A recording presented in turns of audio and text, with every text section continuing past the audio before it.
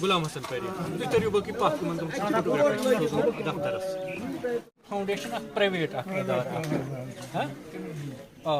Private non governmental organisation NGO सरकार के तरफ कहें बूज मीडिया के थ्रू तक नुकसान गोमुत वनकस कोर बे करो आइंदस परवाह कहें यथ मज 10 बाय 10 फुट कमर खतर कमल 10 बाय 10 फुट कमर बे कमल शक्ल बसान बदल बे फर्द ठीक है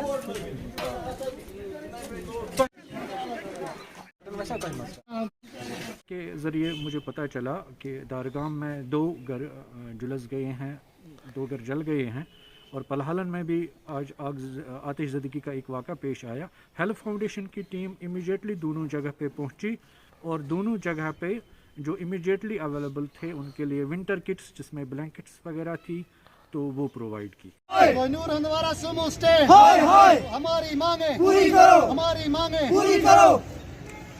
हाय हाय कोहिनूर हंदवारा सुमो स्टे हाय हाय कोहिनूर हंदवारा सुमो स्टे हाय हाय कोहिनूर हंदवारा सुमो स्टे हाय हाय हमारी मांगे पूरी करो, हमारी मांगे पूरी करो, पूरी करो, हमारी मांगे पूरी करो, हमारी मांगे पूरी करो। कोहिनूर हंदवारा सुमो स्टे हाय हाय कोहिनूर हंदवारा सुमो स्टे इंसाफ करो, अवाम के साथ इंसाफ करो, हमारी मांगे पूरी करो, हमारी मांगे पूरी करो, हमारी मांगे पूरी करो, अवाम के साथ इंसाफ करो, आवाज दो।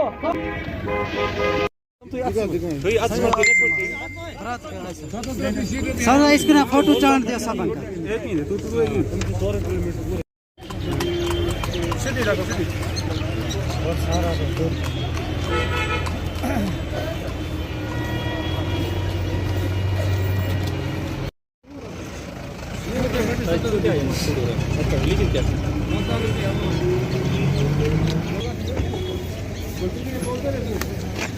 हमने एक एहतजाज दर्ज किया था आज से 2 दिन पहले मोनाबल हेरल, मोनाबल टू हंदवारा, मोनाबल टू कलमाबाद जो किराया है जहाँ पे कम से कम 5000 के करीब 2-3 पंचायत हल्के हैं जो सफ़र करते हैं। हमने अपनी ये बात रखी कि आप इसमें एक RTO साहब को और ADC हंदवारा को हमने रिजू किया कि आप मेहरबानी करके एक स्पेशल टीम इन्वेस्टिगेशन के लिए भेजें जो टीम हमें वहाँ पे किलोमीटर का मेजरमेंट करे और उस किलोमीटर के हिसाब से जो भी किराया डिसाइड होगा हम वो देने के लिए तैयार हैं। लेकिन उसका कल रिएक्शन आया, यहाँ पे हमारा मीडिया बलादरी का कोई बंदा है डॉक्टर अब्दुल क़यूम साहब, उसने यहाँ पे बोला कि कुछ लोग हैं जो अमन में रखना डालना चाहते हैं। खुदारा हम गरीब आवाम की बात करते हैं, हमें किसी सियासत के साथ कोई टच नहीं है, हम बिल्कुल सोशल वर्क करते हैं और जहाँ पे जुल्म होगा गरीब आवाम के साथ वहाँ अगर हम आवाज़ उठाएंगे तो ये आवाज़ कहीं तक गलत नहीं है। और जो मीडिया वाले हमारे भाई हैं, हम आपके बहुत शुक्रगुजार हैं। आप गरीब पब्लिक और एडमिनिस्ट्रेशन के दरमियान में एक ब्रिज बनकर हमारी जो गरीबों की आवाज़ है, हमें आपसे उम्मीदें हैं कि हमारी आवाज़ एडमिनिस्ट्रेशन तक अगर कोई पहुंचाता है तो वो हमारे मीडिया वाले हजरात हैं। लेकिन कुछ मीडिया वाले जो ऐसी बातें करते हैं तो आम आवाम को बहुत ज़्यादा तकलीफ़ होती है।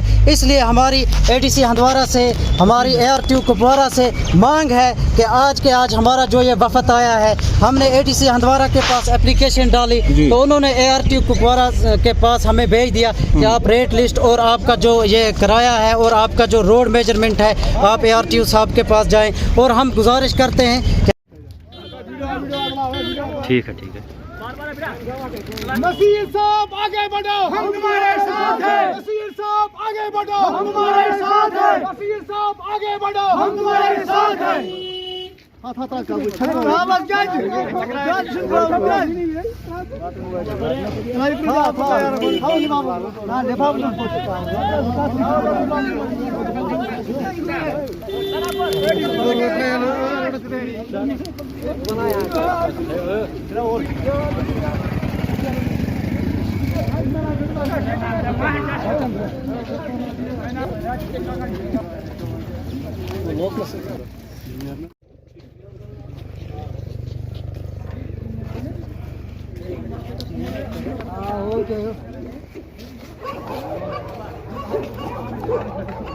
हम तुम्हारे वसीर साहब हम तुम्हारे साथ हैं। मे नाव सनावल्ला डार वल्दी गुलाम नबी डार रोजन मोल आज वो तरित पावर आसनस यह दायकर सिर्फ नसीर साहब खिलाफ यह पन बच बीजेपी नफर यह सठा शुक्र गुजार अम सत वोत आज रेत जनाब सठा शुक्र गुजार गई तौर अंजाम टोटल यह पन्न घर खतर पन्न मफाद खतर बे आवाम खतर फिलहाल लोग आवाम खतर यह आवाज तहरी पावर सठा शुक्र गुजार अम ये इलाका जो किसी का नहीं होता है, जो काम करेंगे उसी का होता है, चाहे कोई भी साफ। तो आज अगर मरकुल का हालात हम देखेंगे तो अभी तक इनके सामने कोई नहीं आया। चलो मैंने थोड़ी सी इनको यहाँ पर आया तो मैंने एग्जन साहब को बताया, मैंने एडब्ल्यू साहब को बताया, मैं यहाँ पर गवर साहब था, इसका मैं शुक्रगुजार हूँ। इतने भी यहाँ पर है, ये आए, उन्होंने मेरे साथ ताउन किया, मैं एग्जन साहब ने भी मेरे साथ ताउन किया। और ये लोग जो थे मुसीबत में थे आज 3 साल से 4 साल से या 5 साल से। तो मैं गया, इन्होंने मेरी गाड़ी जो परसों रोकी थी इसने मुझे एश्योरेंस दिया था कि हम आज ट्रांसफार्मर लगाएंगे। वो ट्रांसफार्मर आज इन्होंने लगाया। मैं पहले शुक्रिया करता हूँ पीडीडी जो डिपार्टमेंट है इनका, मैं शुक्रिया करता हूँ कि ये लोगों को जल्दी से आज जो अगर हम पिछले साल देखें कि बहुत मुश्किलात होते थे, जो अगर आज हम पीडीडी का डिपार्टमेंट जो है देखेंगे तो बहुत ही अच्छा काम कर रहा है। तो मैं शुक्रगुजार हूँ एडब्ल्यू साहब का, मकुल साहब का, या एग्जन साहब का, या यहाँ पर जो इनका लोकल है गवर साहब, या मैं उनका शुक्रगुजार। और ये लोग जो सफ़र कर रहे थे, मगर हमको ये नहीं सोचना चाहिए कि अगर मैं छोटा हूँ तो मुझे लोगों के पास जाना है। ये जो बड़े बड़े हमारे जो एमपी साहब है, ये साहब, ये तो अब बड़े लीडर बन गए, अब ये कहाँ आएंगे लोगों के सामने। तो अब इंशाल्लाह जो बीजेपी पार्टी है, तो मैंने ये वादा किया है जहाँ भी ये मुश्किलात है, जहाँ भी ये कल मैं हाजन में भी चल गया तो यहाँ आप देख सकते हैं जहाँ भी मुश्किलात है हम वो इंशाल्लाह पूरे करेंगे।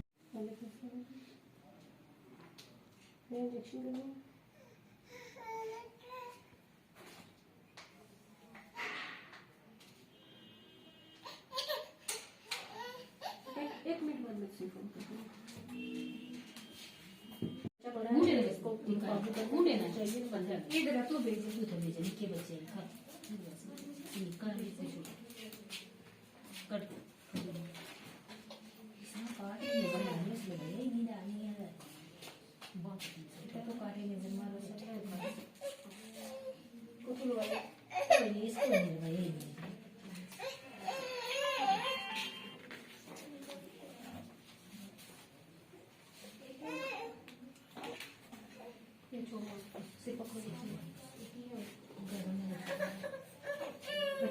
बच्चे हटके आन दो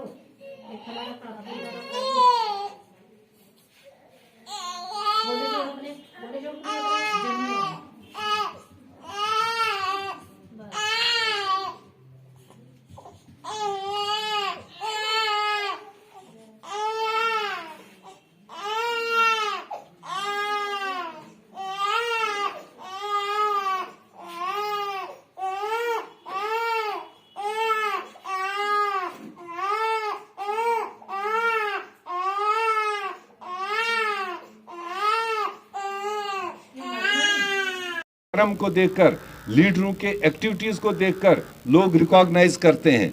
वो सिक्योरिटी ग्रिड को इस्तेमाल करके कभी भी लोग उसको फॉलो नहीं करते। तो लिहाजा हमारी आज की जो मुख्यतः जो हमारी बात है, अभी हाल ही में J&K स्टेट सिक्योरिटी एजेंसीज ने रिव्यू के तौर पर जो भी उनका बना हुआ एक टीम है, उन्होंने जो उसमें रिव्यू लिया, उसमें तकरीबन कांग्रेस के 3 बार legislator, cabinet minister, former president, former member parliaments, जो आज के भी हमारे इम्पॉर्टेंट फंक्शनरीज है, उन सब को डिग्रेड कर दिया, उसमें डाउनग्रेड कर दिया उसमें, और उनको खतरात के बीच में एक किस्म से पर्दा उठा लिया। तो ये हम आज जोरदार तरीके से सरकार को बताना चाहते हैं और अपने अवाम को भी आपके ज़रिए हम आगाह करना चाहते हैं, क्योंकि कई बार अवाम भी हमसे नाखुश रहती है कि शायद हम जानबूझकर नहीं उठते बैठते हैं। कई हमारे रियासत के, हमारे जम्मू कश्मीर के कई एरियाज़ में हमारे डिस्ट्रिक्ट लेवल वर्कर्स को अपने घरों से बाहर नहीं निकलने दिया जाता है। अगर वो नुमाइंदगी लोगों की करना चाहते हैं, अगर लोगों की आवाज़ बनना चाहते हैं, कहीं पर डेथ हुई, कहीं पर कोई सोशल फंक्शन हो, अब ये कौन सा कानून है कि आपने ज़िले में किसी भी ओहदेदार को हफ्ते में एक दिन रखा है कि आप किसी एक दिन मोमेंट करेंगे, बाकी 6 दिन नहीं करेंगे। और जब आप देश और विदेशों के सामने जम्मू कश्मीर की पोजीशन रखते हैं तो तब कहते हैं कि 5 अगस्त 2019 के बाद सब बेहतर हो गया, सब चंगा हो गया। मगर ज़मीनी सिचुएशन में आपको बता रहा हूं, आप कश्मीर वैली के अंदर देख लीजिए, हमारे ओहदेदारों को एक हफ्ते में एक दिन, अगर उस दिन बारिश हो, अगर उस दिन फ्राइडे हो, अगर उस दिन सैटरडे संडे हो, लॉकडाउन हो, तो वो दिन भी गया। उनको अलाउ नहीं किया जाता है कि वो फील्ड में जाएं। जबकि जो अभी पैदा ही नहीं हुए, जो अभी कभी पंच मेंबर भी नहीं बन पाए, सरपंच तो दूर की बात है, उनको हफ्ते के 7 दिन एडमिनिस्ट्रेशन फैसिलिटेट करती है, सिक्योरिटी प्रोवाइड करती है, आरओपी देती है, व्हीकल्स सरकार की यूज़ होती है, एस्कॉर्ट्स यूज़ होते हैं, एसएसपी और डीएसपीज लेवल के लोग एक अदना हुक्मरान एजेंसीज के पैदा किए लोगों को एकोमोडेट करते हैं। और आप हमारे ऊपर तलवार चलाते रहोगे। हम आपके ज़रिए ये अल्टीमेटम दे रहे हैं, अगर उस सिक्योरिटी सिस्टम को रिव्यू नहीं करेंगे तो कांग्रेस पार्टी बड़े तादाद पर सड़कों पर आएगी और अपने प्रदेश के लोगों के सामने अपनी बात रखेगी। फैसला करने वाली आने वाली जनता होगी। बहुत बहुत शुक्रिया, धन्यवाद। आप बैठे। और तो नहीं कोई आपकी टीम? जहांजेब कौन? प्रणव शगोत्रा था, वो कहाँ? बुला लो। चलो वो पीछे बैठते हैं। मफलर मैंने मंगाया था। नहीं, अच्छी बात है। देखो, बात करने वालों को ही अच्छा रहता है, एक ऑनर रहता है। माइक तो पता नहीं कहाँ था। जितनी मेरी आवाज होगी वो है ना माइक, करूंगा। माइक तो है। हाँ हाँ ना, इंट्रोडक्शन सबका नाम ले लीजिए। हाँ, बस इतना ही चाहिए, ज़्यादा वैल्यू नहीं। For creating disturbance in law and order. और हमने एक वाजिब तरीके से लोगों की आवाज़ को बुलंद करने के तरीके लिए, चाहे हमने वो प्रोटेस्ट्स का रास्ता लिया, चाहे हमने धरनों का रास्ता लिया, जो जमहूरियत में अलाउड है। कॉन्स्टिट्यूशन ने हमें वो इख्तियार दिए हैं कि हम अपोजिशन की आवाज़ एक बेहतरीन तरीके से कर सकें और लोगों की आवाज़ बन सके। हमने लगातार वही एक रास्ता इख्तियार किया। हमने कभी भी डिस्ट्रक्टिव रास्ता इख्तियार नहीं किया। मगर उसका मतलब ये नहीं कि जो रातों रात पार्टियां पैदा की जाती है उनको स्टेट टैक्स पेयर के पैसे से बनी हुई प्रॉपर्टीज को उनको अलाट किए जाएं।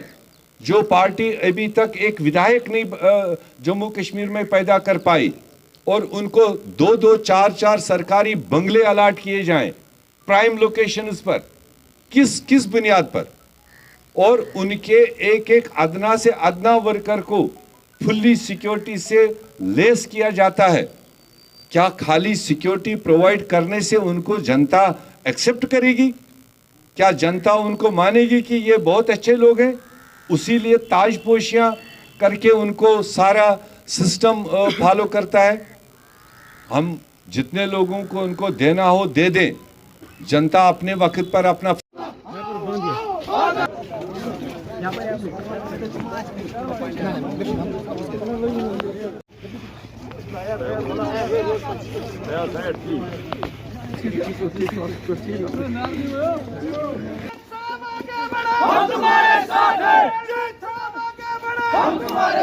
गवर्नमेंट अकिस चीज पर शुक्र गुजार तमो पज पे ना गर गर सयासत बाकियन जायन हंद पे जबानी आमत कह मेंबर जेनित और ये इलेक्शन बाजर पे लड़ू पे जेनरविक तुम पन नुमाइंद लकट लकट वो सयासी हलचल पतम लट इलेक्शन ये गो सारे कोर बाइकाट ओवरऑल जित पार्टियां सारे कोर बाइकाट मगर अस त्रो तम साथ पन पा रिस्क मज अस तोड़ इलेक्शन मगर अस सून एजेंडा तम साथ सुई अस अक फिर मौका मिलन नहीं कुछ दौरा नहीं था ये असल में ये हमारे चेयरमैन साहब है जान मोहम्मद साहब, ये हमारे मेरे साथी हैं, तो काफ़ी टाइम से यहाँ नहीं आए थे, तो उन्होंने कहा था कुछ वार्डों में जाएंगे, थोड़ा सा काम भी देखेंगे, ज़रा क्या किया लोगों की भी ये थी, ज़रा आप एक बार आ जाइए। अल्लाह का शुक्र एहसान है, कहते हैं कि जो ग्राउंड पे मिल रहा है, जान साहब ने बहुत अच्छा काम किया है ग्राउंड में। तो इसके मेम्बरों ने जो इसके साथी है, चाहे वो कोई मंगीपुरा से हाजी साहब है या बाकी, ग्राउंड पे इन्होंने काम किए हैं।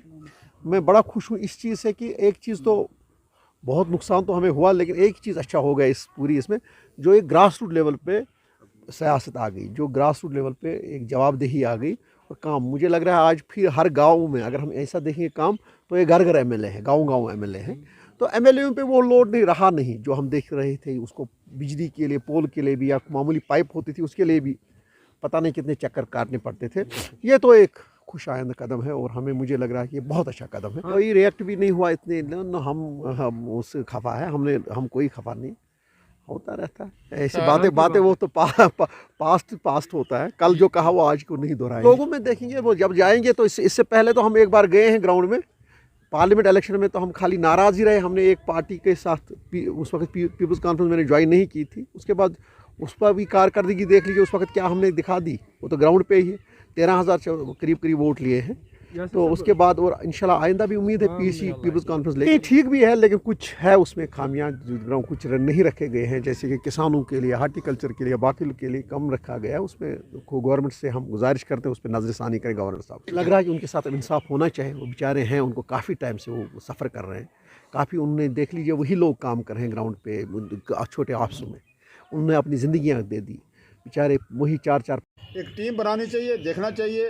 और ये नज़र रखनी चाहिए कि कौन लोग हैं जो इस समाज को, इस देश को, इस सोसाइटी को, इस कौम और मुल्क के नौजवान नस्ल को, आने वाली हमारी जो पीढ़ी है उसको बर्बाद करने के पीछे कौन लोग पड़े हुए हैं। इस पे देखा जाए क्या कोई इंटरनेशनल साजिश है या नेशनल लेवल पे साजिश है, या हमारा अपना समाज जो है इतना बिगड़ चुका है कि वो हमारे हाथों से आज का नौजवान निकल चुका है। ये सब के लिए एक गंभीरता का विषय है। सब लोग जो हैं बड़े सख्ती से इस पे सोचें, क्योंकि हर समाज में, हर घर में ये बिदत जा रही है, नशे की बिदत जा रही है। इस पे सब लोगों को काम करना चाहिए। मेरी तंजीम के लोग, हमारे यहाँ पंचेस, सरपंचेस, तमाम लोग इसके ख़िलाफ़ जो है साफ आ रहा हूँ, और अल्लाह करे कि हम इसमें कामयाब हो जाएं कि ड्रग माफिया जो है यहाँ जो है जो काम कर रहा है उसका सफाया हो जाए। मैं मीडिया हजरात का भी और तमाम हजरात का नहायत मशकूर हूँ कि वो इस पर कंसर्न रखते हैं, और लोगों से भी मैं गुजारिश करूँगा अपने तमाम सीनियर सिटीजन से, पंचायत के हमारे नुमाइंदा और जितने भी हमारे दूसरे लोग हैं, तलबा की लीडरशिप है, हमारे उलमा हैं, हमारे दीनी लीडरशिप है, सब लोग जो हैं इस पे सोचें ताकि अल्लाह करे कि हम इस पे कंट्रोल कर सकें। शुक्रिया। मैं कहूँगा कि एक बड़ी चिंता का विषय है कि इस पे हमारे समाज जो है इसको जहर आलूदा किया जा रहा है, और इसके लिए पहले भी मैंने बहुत बार ये कहा कि इस मोहल्लक जो ये जहर जो है पूरे समाज में फैल रहा है, और पर्टिकुलरली हमारे नौजवानों में इसकी जो लत पड़ रही है, ये एक बड़ी ख़तरनाक डगर ये सब समाज को ले जा रहा है। मैंने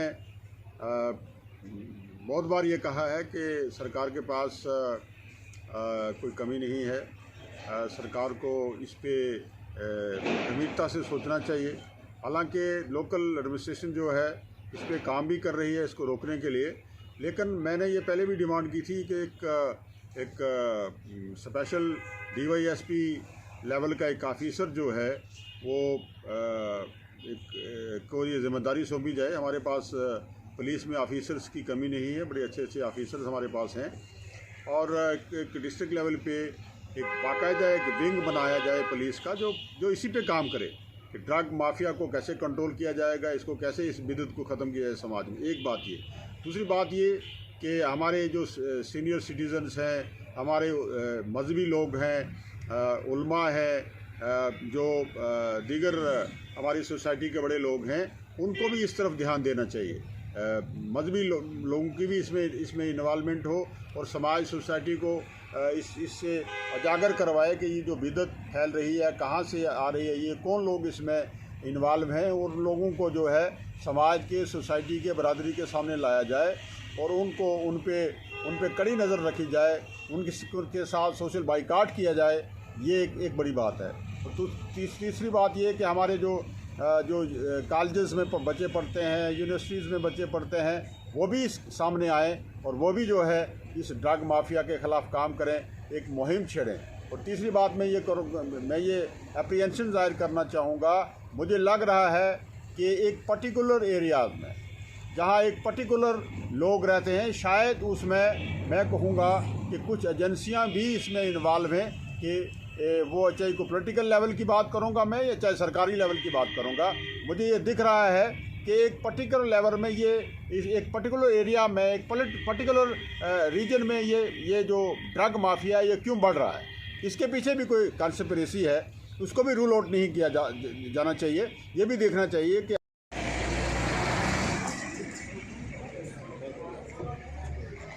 गैस ही ना रखो ध्यान तक लंबा जाना हाँ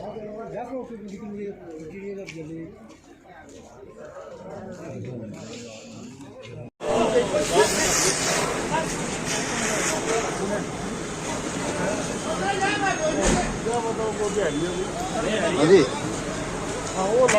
हाँ जी हाँ जी, ये इतना कालीन दुकान ही आग लगी जी, कुछ ये नहीं अपना ये जितना पहले फायर स्टाफ जो हाँ इसलिए दुकान ही आग लगी, कोई सिलेंडर पट्टी त्रै दुकान इतना नाल भी आ रही कपड़े छुपे लगे ना नाल लगी नौकरी अग साल सिलेंडर पट्टे दुकान खत्म हुई पूरियाँ तो क्या पता जी इसलिए त्रै बजे पे किस वाला था वो इधर कुरान पाक, क्योंकि घर से सुबह जल्दी आ जाता था, उसने कुरान मजीद यहाँ रखा हुआ था, उस कुरान मजीद को तिलावत किया करता था सुबह में, तो वो कुरान पाक अंदर था। तो जब आँख लगी तो मौजज़ा देखिए अल्लाह ताला की एक बड़ा खुदाई ताकत की वजह से वो कुरान पाक जो था बिल्कुल बच गया, उसको ज़रा भी रंग नहीं लगा है। बाकी मौका पर आप देखें कि जितना नुकसान हुआ है उस कुरान पाक की बचने की कोई तवक्का नहीं थी, लेकिन खुदाई कुदरत आप देखें कि कुरान पाक बिल्कुल बच गया है। और हम सब का फिर मैं एक बार मीडिया वालों को और ये सरपंच साहब हमारे गोल मुस्तफा नगर की पंचायत की अपर के सरपंच भी यहाँ मौजूद हैं, इन्होंने भी अपनी आंखों से ये सब कुछ देखा है। तो मैं इसी पर रात का वाक़ा है 5:25 का, तो एक आवाज़ आई, इसके बाद मोहल्ले वाले जागे और मोहल्ले वाले ने हमें फ़ोन किया। हम आए तो आगे आग के शोले निकल रहे थे और जो आग की लपटें थी वो आसमान को छू रही थी। तो फिर मैं आया यहाँ, तो आके मैं सीधा फायर ब्रिगेड वालों के पास चला गया, क्योंकि उन्हें फ़ोन नहीं उठा रहे थे, फायर ब्रिगेड वाले फ़ोन नहीं उठा रहे थे, बहुत फ़ोन किए। तो फिर मैं वहाँ से जाके उनको बुलाया, तो उन्होंने ये आग को कंट्रोल किया। तो और मज़ीद नुकसान होने से, कोई जानी नुकसान नहीं हुआ, मज़ीद नुकसान होने से बचा।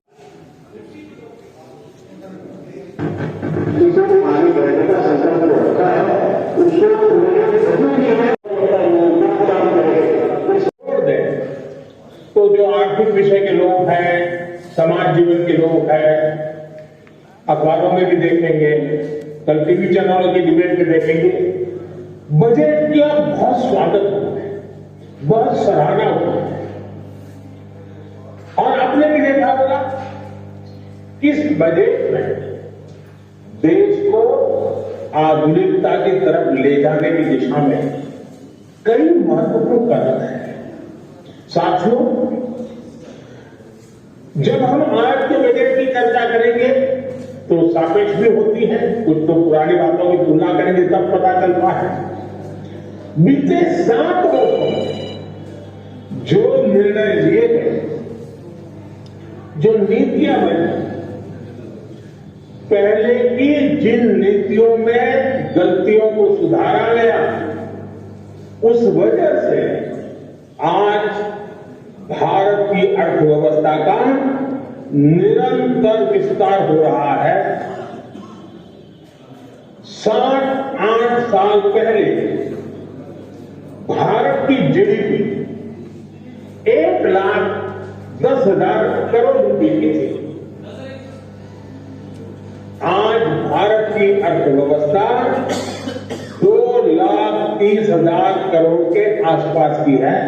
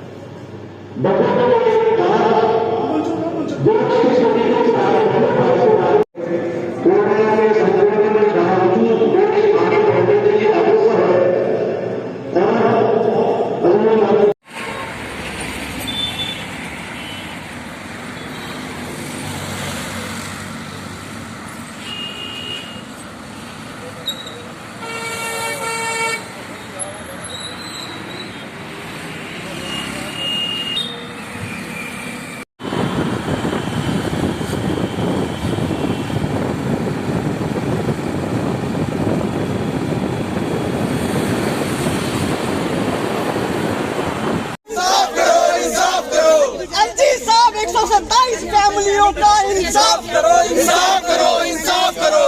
हाय हाय शाहीन बाग, हाय हाय शाहीन बाग, हाय हाय शाहीन बाग, हाय हाय शाहीन बाग। रूपनगर के अंदर जो जेडीए की जो डिमोलिश ड्राइव हुई थी, आज कितने दिन हो चुके हैं, लेकिन अभी तक जो है कोई फैसला उसका मांगते, हम अपना हक मांगते, नहीं किसी से भीख मांगते, हम अपना हक मांगते, नहीं किसी से। नहीं चलेगा, नहीं चलेगा, शाहीन बाग नहीं चलेगा। हम अपना हक मांगते, नहीं किसी से भीख मांगते, हम अपना हक मांगते, नहीं किसी से भीख मांगते। जेडीए बेनामी कब्जे दूर करो, दूर करो, दूर करो, दूर करो। जेडीए बेनामी कब्जे खत्म करो, खत्म। फिजिकल पोजेशन के लिए वो दर बदर इनके पास भटकते रहे हैं, पर आज तक उन्हें फिजिकल पोजेशन नहीं दे गया। अन्यथा उन्होंने, हमारे प्रधान अंकुश शर्मा जी ने उनका केस लड़ा और दिसंबर 2021 में उन्हें फिजिकल पोजेशन दिलवाया गया, जिसमें डबल बेंच का जो फैसला था कि इन लोगों को फिजिकल पोजेशन दिलाया जाए। और जेडीए ने इस बार बड़ी अच्छी कार्रवाई की कि वहां पर उनके जो स्ट्रक्चर्स थे उनको डिमोलिश किया। हम बताना चाहते हैं कि 20% जो स्ट्रक्चर्स हैं अभी वहां पर रह गए हुए हैं, और उन्हीं 20% स्ट्रक्चर्स की देखते हुए वो लोग आज वहां पे टेंट लगा के बैठ गए हैं, और ये लोग आज भी अपने हकों से वंचित हैं। हम बताना चाहते हैं कि जिस तरह से ये शाहीन बाग वहां बनाया जा रहा है और दिखाया जा रहा है कि जिस तरह शाहीन बाग दिल्ली में सक्सेसफुल हुआ था, जम्मू में भी सक्सेसफुल होके इन लोगों के हक मारे जाएंगे। तो हम बताना चाहते हैं जो पार्टीज आज उन लोगों के साथ खड़ी हैं, आज वो लोग जो पार्टीज हैं सच के साथ नहीं खड़ी हैं। सच ये कहता है कि हाई कोर्ट ने डायरेक्शन दी है जेडीए को कि आप जो बेनामी जो एनक्रोचर्स हैं, एनक्रोचर्स को वहां से हटाइए और जो असली मालिकाना हक जिनके हैं उन लोगों को मालिकाना हक दीजिए। पर आज जो पार्टीज वहां पर उन लोगों का समर्थन कर रही हैं और इन सच्चे लोगों का जिनका जो हक बनता है वहां पे उन लोगों का समर्थन नहीं कर रही है, तो आज एकजुट जम्मू पार्टी इन लोगों के साथ खड़ी है। हम बताना चाहते हैं कि इन जो ये सोच है इनकी कि जिस तरह शाहीन बाग बना के हम यहाँ पे वहां पे अनकोचस वो चीज को खाली नहीं करेंगे, तो हम बताना चाहते हैं कि इस तरह के हजारों नेशनलिस्ट बाग हम यहाँ पे लगाने को बैठे हैं। आप ये ना सोचें कि ये फैमिलीज अकेली हैं, इनके साथ कोई खड़ा नहीं है, हम लोग सच के साथ खड़े हैं। मैं आपको बताना चाहता हूं कि अगर ये लोग यहाँ सक्सेसफुल होते हैं, जेडीए रूप में जो प्लॉट्स हैं, ये लोग अगर वहां बैठ जाते हैं, तो यही चीज अपना बेली चलाना भटिंडी हर जगह चलेगी। ये कश्मीरियों ने, कश्मीरी नेताओं ने जितने भी उस तरह रोशनी एक्ट के थ्रू जो आज नल एंड वॉइड हो गया, उसके माध्यम से जितने भी कब्जे यहाँ पे किए हुए हैं, ये फिर हर जगह पे अपने कब्जे बैठ जाएंगे और उन कब्जों को खाली नहीं करेंगे। साथ ही साथ ये जो विक्टिम कार्ड खेला जाता है और जो पार्टीज सेकुलर के नाम पर वहां उनके साथ बैठ जाती हैं, पर ये लोग ये नहीं सोचते कि सच क्या है। आप लोगों को सच देखना चाहिए कि जो 127 फैमिलीज हैं वो 7 साल से दर बदर भटक रही हैं, उन लोगों का क्या हक नहीं वहां पे। उन लोगों ये गलती जेडीए की भी है जिसने प्लॉट दी और बाद में उनका फिजिकल पोजीशन देने में फेल रहा। हम मानते हैं कि ये गलती जेडीए की भी है, हम इसमें नहीं कह रहे। उस वक्त के जो अधिकारी हैं जिन्होंने वहां पे, जिनका फर्ज बनता था कि उन लोगों की जो पोजेशन है, जो इलीगल बसे हुए हैं एनक्रोचर्स, उनकी पोजेशन वहां से हटाई जाए और इन लोगों को वहां से पोजेशन, फिजिकल पोजेशन दी जाए। पर हम कहना चाहते हैं आज की डेट में जो सत्य है, सत्य यही है और सत्य कड़वा यही है कि 127 फैमिलीज का मालिकाना हक वहां पर बनता है। उन लोगों ने पेमेंट की है, अगर उन लोगों ने पेमेंट की है, उन लोगों के पास कागजात हैं, तो वहां पर बैठ सकते हैं। डबल बेंच में 2-2 डेट पिटीशनें उनकी खादी की बात करते हो तो पीडीडी डिपार्टमेंट की बहुत बड़ी रिस्पॉन्सिबिलिटी बनती है। और पुंछ टाउन के अंदर बहुत सारे ट्रांसफार्मर्स हैं जो मेन लाइन पे हैं या आरजीजी वीवाई के तहत लगे हुए हैं। गांव में भी हमने देखा है तो बहुत सारे जो है अनफेंस्ड हैं, जिसमें जो है जो 220 जो वोल्ट की लाइन जो एलटी है वो तो ठीक है, जो एचटी लाइन है 1111 केवी या 33 केवी की लाइन है, तो बहुत सी जगहों पे है वो उसको फेंसिंग नहीं हुई है। और इवन जो सिटी में बहुत सारे ट्रांसफार्मर, जिसमें हमारा जो परेड ग्राउंड एरिया आता है, खोड़ीनाड़ का एरिया आता है और बस स्टैंड का एरिया, और एक एरिया तो हमारा जो ईदगाह चौक है वहाँ पे भी है। और वहाँ पे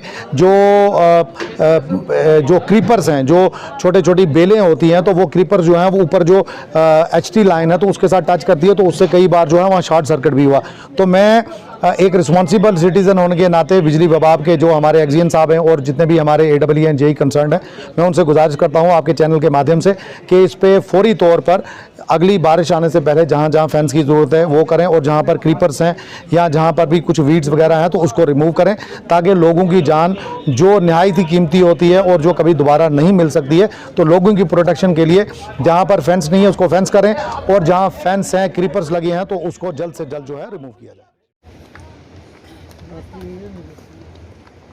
रोड नहीं साड़ा पड़ा था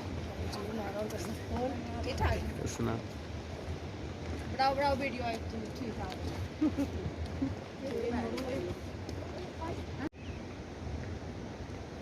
आरती शर्मा BDC चेयरपर्सन गोडी। पहले की तरह आज भी हमारा जो त्रिंगरियाँ वाला पोर्शन है बंद है, क्योंकि पहले भी लोग यहाँ से जाते हैं तो उनको काफ़ी दिक्कत आती है। तो ये कल की अर्थवर्क किया हुआ इन्होंने, कटिंग आपने खुद देखी है ये की हुई है। तो मेरा यही रहेगा, जो यहाँ के जो ठेकेदार हैं, कंपनी के लोग हैं, वो भाई जब ये कटिंग करते हैं तो इसकी मशीनरी कहाँ ले जाते हैं आगे जाके। सुबह ही जो इनके कंसर्न डिपार्टमेंट हैं उनसे मेरी भी बात हुई, उनकी भी बात हुई मशीन वालों से, ठेकेदार से, तो यही बोलते हैं हमारी मशीन में तेल ही नहीं है। जब इन्होंने कटिंग की तब इनके पास तेल था, तो अब इनके पास तेल नहीं है। आप खुद देख रहे हो, कई पेशेंट हमारे लोग हैं, कई हमारी माताएं बहनें रुकी हुई हैं, तो उनको बहुत दिक्कत आती है। तो मैं यही कंपनी वालों को यही कहना चाहती हूँ कि पैसे यहाँ से कमा के वो ले रहे हैं, और भाई कम से कम इन लोगों को सब्र तो नहीं करवाओ ना। अगर पैसे कमा रहे तो जब ये कटिंग करते हैं, इनको पता मशीनरी यहाँ पे रखते हैं, तो उसके बाद जब ऊपर से स्लाइडिंग आती है तो इसको क्लियर क्या करो।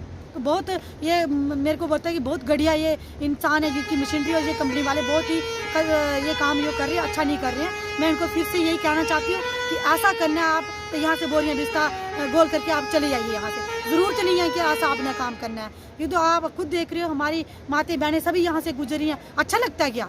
सुबह के हम वेट कर रहे हैं 4 घंटे से यहाँ पे, अभी तक रोड अभी तक क्लियर नहीं किया इन्होंने, तो अभी बोले कि मशीन आ रही है। कब तक आनी है? 100 बहाने इन्होंने लगा लिए कि मशीन में तेल नहीं है। अच्छा नहीं लगता मुझे। मैं फिर से 2 दिन का इनको टाइम लेती है, अगर समझना है तो समझ जाओ, अदरवाइज आप अपने यहाँ बिस्तरा गोल करो, यहाँ से चले जाओ। मैं इतना ही कहना चाहती हूँ। कंसर्न डिपार्टमेंट को भी ये कहना चाहती हूँ कि उनको कस के रखो आप, कि उनको जितनी खुल देते हो कंपनी वालों को, बहुत खुला और लेट जाती है इधर आके। ऐसा नहीं करना, इनको कस के रखोगे तभी हमारा जो रोड भी क्लियर होगा, और ये अर्थ वर्क कर रहे हैं उसके साथ साथ इसको क्लियर करा करो। अच्छा नहीं लगता मुझे बारी बारी इनको बोलना, बारी बारी कंसर्न डिपार्टमेंट को बोलूँ या कंपनी वाले या ठेकेदार को मैं बोलूँ, पर इनको खुद भी शर्म आनी चाहिए कि हमने कैसे काम करना है, कैसे लोग यहाँ भी जनता रहती है वो भी सफ़र करती है। मैं इतना ही कहती हूँ, अगर नहीं करते हैं तो मैं सभी लोगों को लेके यहाँ पे आ जाऊँगी और इनकी मशीनरियाँ इधर से गोल करके वापस में भेज दूँगी, यहाँ से ये आए अपने घर में।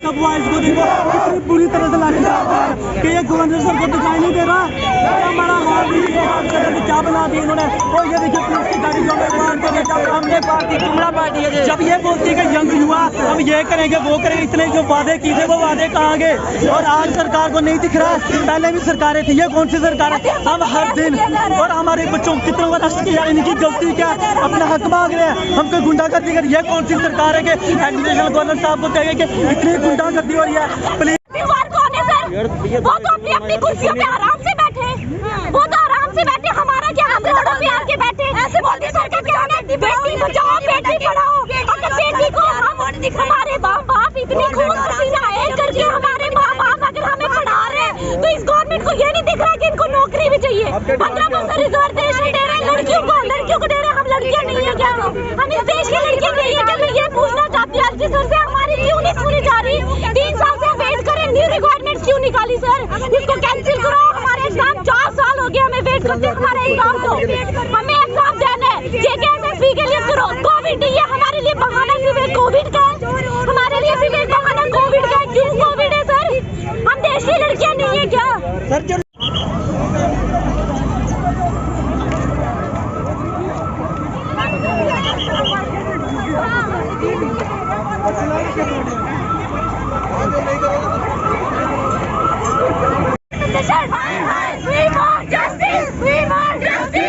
हमारी गवर्नमेंट से यही अपील है कि हमारा रिटर्न कंडक्ट करवाओ, और जो नई रिक्रूटमेंट निकाली हुई है, नोटिफिकेशन निकाली हुई है, इसको कैंसिल करो, और जो हमारे बंदे लेके गए हैं उनको पुलिस वालों को छोड़ो, बस हम तब तक नहीं हिले। हमें कुछ नहीं चाहिए, हमारी जो न्यू नोटिफिकेशन निकाली है उसको कैंसिल करो और हमारा रिटर्न कॉन्टैक्ट कराओ, और हमें कुछ नहीं चाहिए, हम कुछ नहीं मांग रहे। कहा जाए कहने योग्य नहीं है, लेकिन कहा जाए तो सरकार को इनकी मांगों पर अनिल का कट हो गया, अनिल का फोन आया था कट हो गया। सर हमारा बस आपसे बस मिलना जुलना था, बस बाइक दर्शन कर लें, तो थोड़ा सा फर्म भी नहीं है, तो मैंने कहा सर इस दिन अगर फ्री हो तो विजिट कर लेंगे। मैं और मेरी पूरी टीम आज लेबर कोर्ट जो असिस्टेंट कमिश्नर साहब हैं, आज उनसे मुलाकात की। हमारे कुछ दुकानदारों भाइयों के जो सी फार्म नहीं थे, या उन्होंने बनाए हुए डेट ख़त्म हो चुकी थी, या उन्होंने बनाने थे, हमने आज इनसे डिस्कस की, और आज आपके माध्यम से आप दुकानदार भाइयों से अपील करते हैं कि अपने सी फार्म बना लो, जिसकी डेट ख़त्म हुई है वो मेरे पास आएँ। मैं खुद अफसर साहब से बात की हुई है, जो कमिश्नर साहब है हमारे, इन्होंने बहुत अच्छी तरीके से हमारा वेलकम किया, पूरी टीम का किया, और इन्होंने हमें यकीन दिलाया कि कोई परेशानी सी फार्म के मसले में आ रही है, श्रम कार्ड के मसले में आ रही है, जो परेशानी आ रही है मैं दूर करूंगा। मैं इनका दिल के गहराइयों से शुक्रगुजार हूं जिन्होंने बहुत अच्छी तरीके से डील किया। मैं और अपनी व्यापार मंडल की टीम का भी शुक्रगुजार हूं जिन्होंने अपना कीमती वक्त निकाला और यहाँ पर पहुँचे, और आज हमने डिस्कस की, और डिस्कस करने के बाद यही हमने फैसला किया कि जो 2-4 दिनों के अंदर हम एक श्रम कार्ड का जो कैंप लगाएंगे मार्केट में, और आपके माध्यम से सारे पुंछ निवासियों को हम वहाँ पर इन्वाइट करेंगे और बताएंगे श्रम कार्ड का मसला क्या है और किस मसले में वो ज़रूरी है। और सी फार्म जो है, जो अदर्स दुकानदार बाहर से लोग आए हुए हैं, कुछ मेरे दुकानदार भाइयों ने सी फार्म नहीं बनाए हुए, मैं उनसे भी अपील करता हूँ आपके माध्यम से वो अपने सी फार्म बना लें, क्योंकि सी फार्म इतना ज़रूरी है। जिस तरह गाड़ी के कागज़ होते हैं इस तरह सी फार्म होता है, और दुकान खोलने से पहले 1 महीना पहले अप्लाई करना पड़ता है, और दुकान ऐसे मत खोलें, क्योंकि दुकान खोलने का यही मकसद है कि सी फार्म बहुत ज़रूरी है, और सी फार्म बना लें अपना। मैं आखिर में इस मीडिया का भी कि गहराइयों से शुक्रिया अदा करता हूँ। स्कीम जो गवर्नमेंट ऑफ इंडिया की चल रही है अनऑर्गेनाइज्ड वर्कर के लिए, इन दुकानदारों को बताया गया कि जितने भी वर्कर हैं या ख़ुद जो हैं वो जल्द से जल्द जो है वो ई श्रम कार्ड बनाएं, और जो सरकार की तरफ से मुख्तलिफ वेलफेयर या सोशल सिक्योरिटी स्कीम्स हैं उनका फ़ायदा उठाएं।